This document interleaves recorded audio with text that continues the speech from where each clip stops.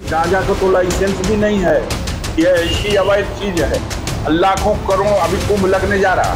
बहुत सारे साधु संत महात्मा और बहुत सारे समाज के लोग गांजा बड़ा शौक से पीते हैं और कहते हैं लोग साहब इसको पीने से भूख भी लगती है, स्वास्थ्य के लिए भी ठीक है। कानून बना देंगे आप बैठ के। गांजा अवैध है कि नहीं है? आप सबसे प्रार्थना पूछ रहे हैं, गांजा अवैध है? अवैध काम करते समय अगर कोई टीवी पे दिखाई दे तो जेल चला जाएगा कि नहीं? हजारों घटनाएं हैं। फला के हाथ में बंदूक है, फला के हाथ में कट्टा है, फला के हाथ में कोई चीज है, अवैध है, उसके यहाँ बाद में पुलिस पकड़ के चालू कर देगी। हम आपसे पूछ सकते हैं, आप बताइए, ये गांजा को हम कहते हैं कि आप कानून का दर्जा देके इसे वैध कर दो, लेकिन कानून का इतना बड़ा माखौल क्यों लाते हो?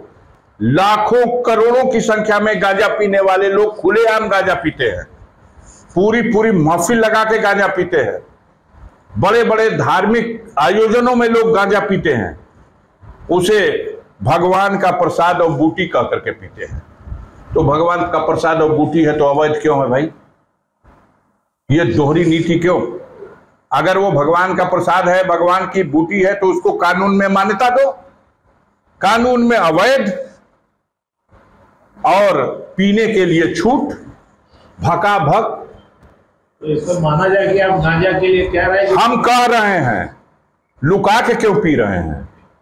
ये देश प्रदेश की राजधानी में भकाभक एक एक बित्ता लवर निकल जा रही। गाजीपुर जिले में भी वही हो रहा है। कौनो मठ में चलो ना, हमारा संग हम दिखा दे। हम कह रहे हैं कि अगर भगवान शंकर की वो बूटी और प्रसाद है, भांग को क्या समाज में किस तरह से तोड़ मरोड़ करके प्रस्तुत किया जाता है। भांग साहब एकदम ये तो प्रसाद बा। अब भांग का लाइसेंस मिलेगा, लेकिन गांजा का तो लाइसेंस भी नहीं है। ये ऐसी अवैध चीज है। लाखों करोड़ अभी कुंभ लगने जा रहा। कुंभ लगने जा रहा ना, एकाध मालगाड़ी भी अगर चली जाएगी गांजा की तो खत्म हो जाएगी, वो भी खत्म हो जाएगी। कानून बनाइए तो उसका सम्मान कीजिए उस रास्ते से, और या तो उसको छूट प्रदान करिए। हमारी मांग है कि बहुत सारे साधु संत महात्मा और बहुत सारे समाज के लोग गांजा बड़ा शौक से पीते हैं और कहते हैं लोग साहब इसको पीने से भूख भी लगती है, स्वास्थ्य के लिए भी ठीक है। तो इसको हमारी मांग लगा के आप न्यूज चला दीजिए कि मेरी ये मांग है कि इसको कानून का दर्जा दे दो भैया। जिनको धर्म की पूरी पता नहीं है, जो धर्मांध लोग हैं, सांप्रदायिक लोग हैं, वो इस प्रकार की अगर टिप्पणी करेंगे तो उनको ये याद रखना चाहिए कि साधु संतों के पीछे भारत की परंपराएं हैं और पूरा प्रदेश से पूरा देश खड़ा है। और अफजाल साहब को ये भी याद रखना चाहिए कि योगी बाबा हैं यहाँ पर, उनके एक शब्दों का विश्लेषण होता है और वो अगर अपने शब्दों को नियंत्रित नहीं करेंगे तो फिर निश्चित रूप में सरकार अपना काम करेगी। सनातन धर्म की आस्था के साथ खिलवाड़ करना, उसका माखौल उड़ाना, क्या अब एक ये फैशन बनता जा रहा है? पहले मठाधीश और माफिया को लेकर एक संबंध बताया गया और अब ये कहा जा रहा है कि मठों और महाकुंभ में लोग गांजा पीते हैं। अगर महाकुंभ में एक मालगाड़ी गांजा भर के भेज दिया जाए तो वो भी खप जाएगा। और ये बयान और कहीं से नहीं आ रहे, बल्कि समाजवादी पार्टी के नेताओं की ओर से आ रहे हैं। पहले अखिलेश यादव का बयान आया और अब गाजीपुर के सपा सांसद अफजाल अंसारी की ओर से एक बयान दिया गया है कि जो लोग मठों में होते हैं वो बूटी का इस्तेमाल करते हैं, यानी गांजा का इस्तेमाल करते हैं। और यही नहीं, महाकुंभ में अगर एक मालगाड़ी अगर गांजा भेज दिया जाए तो वो भी खप जाएगा। तो अगर आप महाकुंभ में जाते तो क्या गांजा पीने के लिए जाते हैं? और क्या जो कह रहे हैं कि एक मालगाड़ी गांजा भर दिया जाएगा तो खप जाएगा? वहाँ पे जाने वाला प्रत्येक व्यक्ति कुछ ऐसा नहीं कि वो गांजे का ही सेवन करता हो। गांजे के सेवन करने वाले एक विशिष्ट नागा साधु लोग होते हैं और वो प्रसाद रूप में ग्रहण करते हैं। और इसका मुख्य कारण ये है कि आजकल जो फैशन बनता जा रहा है उसका मुख्य कारण ये है कि हम हिंदू बाद में हैं, हम पंडित हैं, ये ठाकुर हैं, ये बनिया हैं, दिमाग में हमारे ये पहले से ही भर दिया गया है और वही अभी चला जा रहा है। गुरुजी ये बताइए कि आस्था के इस दरबार में हम खड़े हैं, बार बार सनातन धर्म की आस्था पर चोट पहुंचाया जा रहा है, लोगों की भावनाएं आहत की जा रही हैं और ये सिलसिला बदस्तूर जारी है। सवाल इस बात का है कि ये जो सिलसिला है कैसे थमेगा? पहले तो हमें जागना होगा। जैसे अभी महाराज जी ने कहा है ना, ये बयान दिया था कि बटोगे तो कटोगे, मैं उसका पूरा समर्थन करता हूँ। और जब तक हम हिंदू नहीं होंगे तब तक ये सिलसिला चलता रहेगा। पहले हमें हिंदू होना होगा, अपने दिल दिमाग में ये बैठाना होगा कि हम किसी बिरादरी के नहीं हैं, हम हिंदू हैं। हिंदू हैं तभी जागृत हो पाएंगे। अफजाल अंसारी के इस बयान को आप किस तरीके से देखते हैं कि क्या मठों में जो बैठे हुए लोग होते हैं वो गांजा ही पीते हैं? महाकुंभ में क्या एक मालगाड़ी अगर गांजा भेजा जाए तो वो खप जाएगा? ये किस तरीके का तंज है? जैसे समाजवादी के राष्ट्रीय अध्यक्ष अखिलेश यादव जी का बयान आ रहा है कई दिनों से कि मठ मठाधीश मंदिर, उसी तरह उनके पार्टी के जो सांसद हैं इनका भी मानसिक संतुलन बिगड़ चुका है। ये किसी सदमे से अभी उभर नहीं पाए हैं, वो इस तरह का बयान दे रहे हैं। ये निंदनीय बयान, इनको शर्म आनी चाहिए। आपने एक तरीके से पूरे हिंदू समाज और साधु संतों के ऊपर आरोप लगा दिया कि एक ट्रक गांजा भेज दीजिए तो गांजा वहां खत्म हो जाएगा। इसका क्या प्रमाण है आपके पास?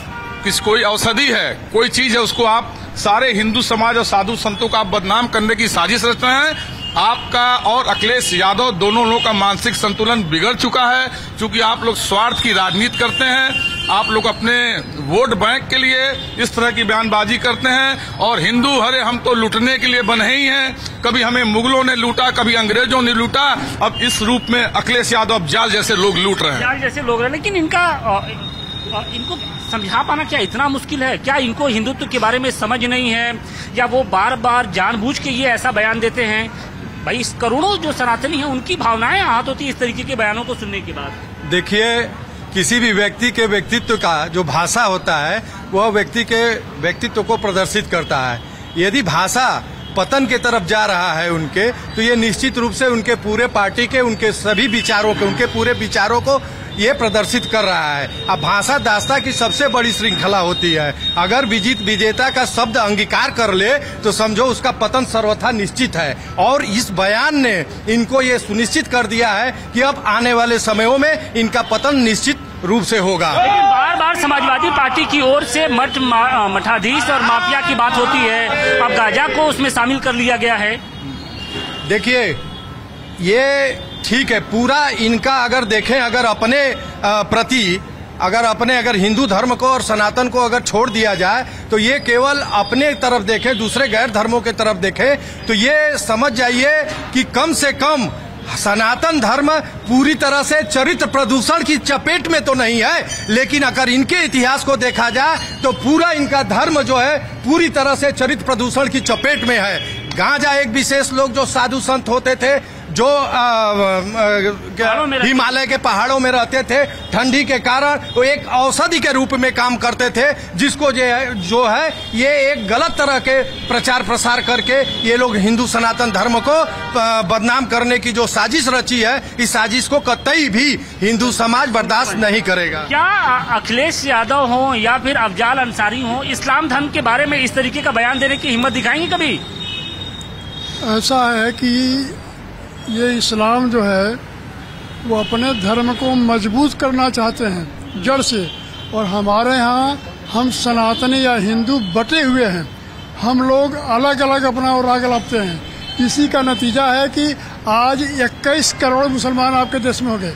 अगर गांधी अनशन बना बैठे होते, ये ना कहते कि ये हमारे भाई हैं, बाहर नहीं जाने पाएंगे, तो सरदार पटेल सबको भगा दिए होते ना। तो ये इसकी जड़ में कौन है? महात्मा गांधी को कहा जाएगा ना। और वही आज पनप रहे हैं। हमारे आपके यहाँ जो है उस पर सोच नहीं है। लेकिन पनपने की बात ठीक है, एक अलग बात हो सकती है कि आपकी जनसंख्या बढ़ रही हो, लेकिन इस तरीके की जब बातें होती हैं जिससे जो सनातनी होते हैं उनकी भावनाएं सीधे तौर पे आहत होती है। करोड़ों लोग होते हैं जिनकी आस्था महाकुंभ से जुड़ी होती है, लेकिन जब उसी महाकुंभ के बारे में आप कहें कि वहाँ पर एक ट्रक अगर गांजा भेज दिया जाए तो वो खप जाएगा। वो तो जो पहाड़ी पर रहते थे, आज और नागा साधु ऐसे होते हैं कि वो गांजा पी करके अपने उसको बचाते हैं, उस वीर संचय करते हैं, उसको जलाने के लिए उनको प्रयोग करते हैं, और वो नहीं कि वो कब जाएंगे। और हम आप जो है जब तक चेतेंगे नहीं, हमारी आपकी भी जनसंख्या नहीं बढ़ेगी, तब तक 47 आते जो कहा जा रहा है ये मुसलमान कब्जा कर लेंगे।